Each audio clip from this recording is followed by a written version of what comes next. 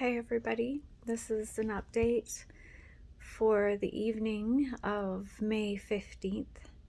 It's roughly, I don't know, about 20 to 6 in the evening. I've been to see Mike twice today and spent longer times with him because I got some audiobooks and music put on the tablet, and I was up since 5 doing some writings and stuff, and just working through some things. And then when I was there this morning, he responded to me. So I had put music on, I was singing a little bit, and then I went around to the other side of the bed and held his hand, his other hand. And when I touched his hand and touched his arm, he actually like moved his arm, like kind of like this, and shocked me because he's been in quite a deep coma. And so then I said, "Baby, can you hear me?" And he nodded. And I was just like, "Oh my gosh, like we can communicate today. Like, this is exciting." And so I stayed with him for a little bit, probably, I don't know, a couple of hours. Then I decided I needed to go for a walk because I'm standing in there on, solid floor, no chair, and kind of leaning over, so my back gets quite sore, and I just needed to go out for some sunshine and fresh air. And I wanted a chai tea, which I left in my son's car. Darn it. Anyway, so then I went back again, and he was even more like, not awake, but still just really responding to my questions, and squeezing my hand. And then he actually wiggled his leg. I thought, well, what's going on? The bed shaking, looked down, he was wiggling his leg. So I mean, that's cool, but at the same time, it's kind of, I actually let the nurse know earlier, like when it happened the first time, because I was scared, because they don't want him decannulating himself or pulling out his trach or anything. So I made sure to tell him, well, and then the nurse came in and I said, "Mike, can you hear me?" or whatever. And Mike didn't do anything. So, I think he knows that they would take him down if, that sounds bad, they'd take him down. But anyway, they would sedate him more if they knew he was responsive like that, moving his limbs, like willingly, I guess. Because the nurse said, "Oh, it's probably just nonsensical movement and he's probably dreaming or whatever." So, okay, fine. Let's leave it at that.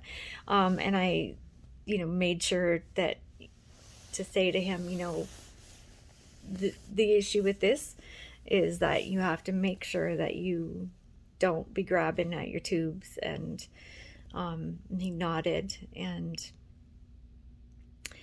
so I left him with one of Neil Peart's books on, like, that was playing all day. And I think that's helped, because he's actually on more drugs than he had been.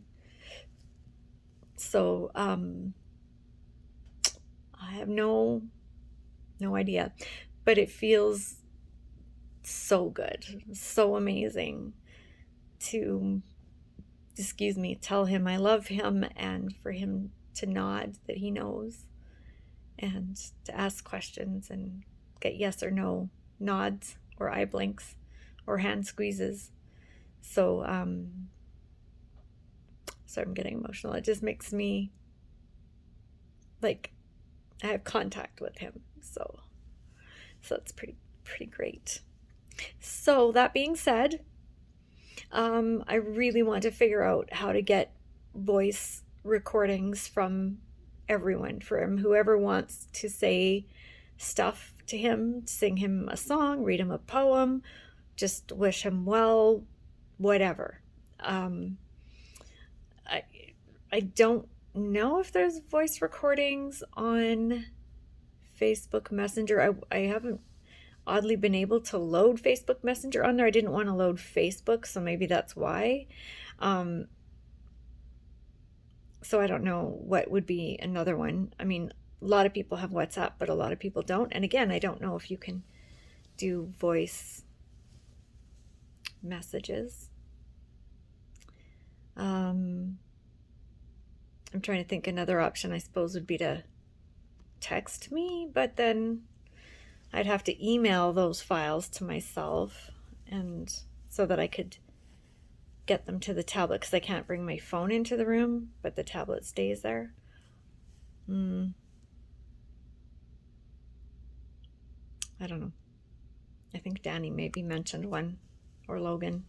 Somebody did, I think, but I don't remember what it was. But it has to be something easy, I guess, for people to get and use. But yeah, if anyone just has an idea, please message me, maybe on Messenger, because I don't get notifications of the comments here if you comment, and I have to actually like come back and look.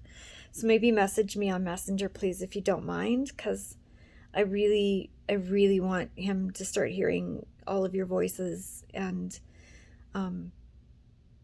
jokes, inside stories, whatever. Like, just please, it would be so helpful, and I'm sure he would love it. So let's get on that for him. Physically, they turned his heparin on today. I asked the nurse to clean his mouth because his mouth was really junky, so I'm not sure why it was kind of left. And then I cleaned his face off because it was, so I cleaned his eyes a little bit too. And he actually opened his eyes when they suctioned him and moved his trach. Like, obviously it was quite painful, and suctioning is not very good because it's like somebody vacuuming out your lungs. So he grimaced, and then he opened his eyes for a little bit, like, just, I don't know what he was seeing, but I was trying to get my face after a while, because he opened them again spontaneously, and I tried to get my face over to where I thought he could see me a little bit better, but he was still very drugged. But other than that, no change. So that's good, like, because I mean, as far as no news is good news kind of thing, so yay. And it's just time again. I think that's all I have to say right now. I'm going back to the hospital at around 8 o'clock, because I want to make sure that he's got another audiobook on, or I'm going to read some books to him. If you have really great book ideas, like I do have some ideas from the library from what he was listening to, but that I can read to him. I think we're going to start with one called Tough Shit. I think it's a comedy kind of one, because I told him he's a tough shit, so so we're going to read that, I think. Yeah, so I'm going back tonight, and hopefully not walk back when it's too dark. That's it for now. Like I said, I might make another one later if there's something to tell. And know that I love you all, and I really appreciate your messages. Please don't think that you're bothering me or overstepping if you have suggestions or whatever, because your messages are meaningful to me. My colleagues, to my wonderful colleagues, you are the very best in the world, and I'm grateful to each and every one of you. And I'm sorry I missed Nurses Week with you. I wish I could have been there with you guys, because you're like family to me, and you're precious. And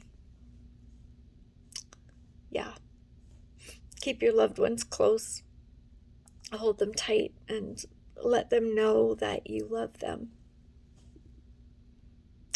That's all for now. Bye.